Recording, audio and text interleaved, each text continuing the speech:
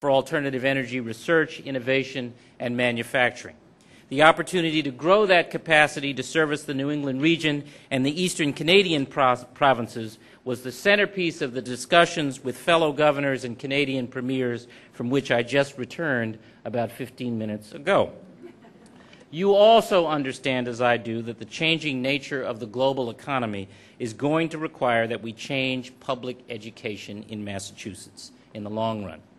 And for that reason, earlier this month, we announced our Readiness Project, a move to change fundamentally the way we think about and deliver public education, perhaps our most important preparation for success in the changing world and economy of tomorrow.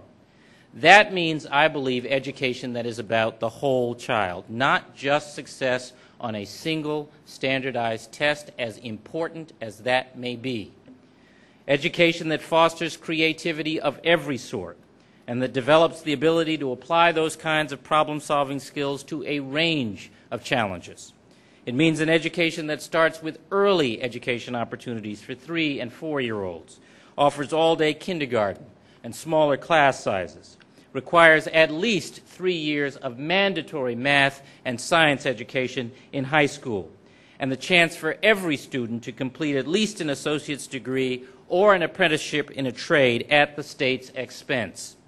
It means more time in school, so that there is more time for teachers to spend with individual kids, and room in the daily schedule for music and art and exercise and community service and mentoring and other ways to expand a student's mind and experience and sense of curiosity, and to provide a safe and supervised setting after the conventional school day ends. It means more preparation of and respect for teachers, whose ranks must range from brand new graduate students to mid-career professionals or early retirees looking to bring practical life experience into the classroom. And it means a higher education program responsive to the demands for talent in the workplaces of today and tomorrow, producing the nurses and lab technicians and teachers and entrepreneurs and clean energy engineers and other skills our economy needs.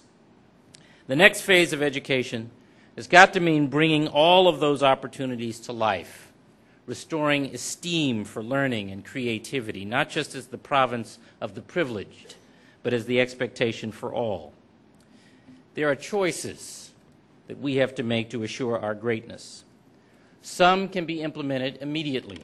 Some will be implemented gradually. But the fact that we are committed to more than instant results is not a weakness. We have got to be about long-term and lasting change, about shaping our future, not just letting it happen to us. And that may be the nature of the value of education itself.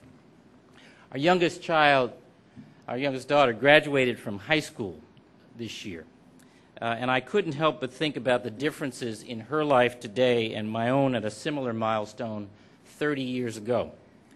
I arrived at Milton Academy from the south side of Chicago, a life of poverty and low aim, frankly. I had never had my own desk before I came to Milton. I liked to read, but I don't think I'd ever owned my own book before. I had a paper at Milton to earn a little extra money. There was a dress code in those days. The boys wore jackets and ties to classes.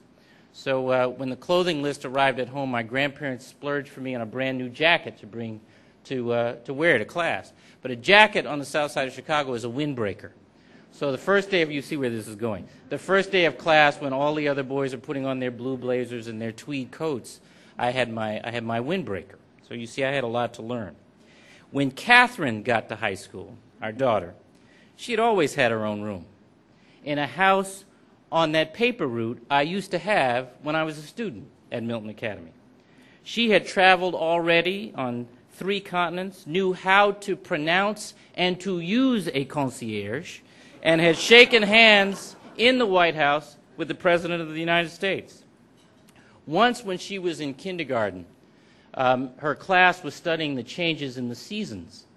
And she was told as her homework to come home and describe the 4 seasons to her mom and dad.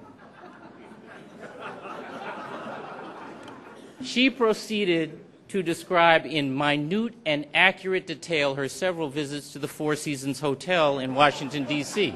She was 5 years old. Obviously, the purpose of education is not merely to assure a life of privilege. That's not my point. But it is a critical way of assuring a better life and a better way for the next generation. And I am continually struck, having traveled now broadly and lived for a time in other parts of the world, how the United States is unique in the sense that in one generation of preparation, whole families, whole lives can be transformed. Education does that here in this country. And it seems profoundly important to us who have an opportunity to serve, and those of us who see themselves as active and engaged citizens, to recommit to that kind of transformative education. I think leadership today cannot be about today's solutions alone, but about tomorrow's. We may not, as Jim so ingraciously reminded us, agree on everything. That's okay. But let me hear from you whether we agree or not. At a minimum, it will sharpen my own thinking. And let's work together wherever we can. Thank you very much for having me tonight.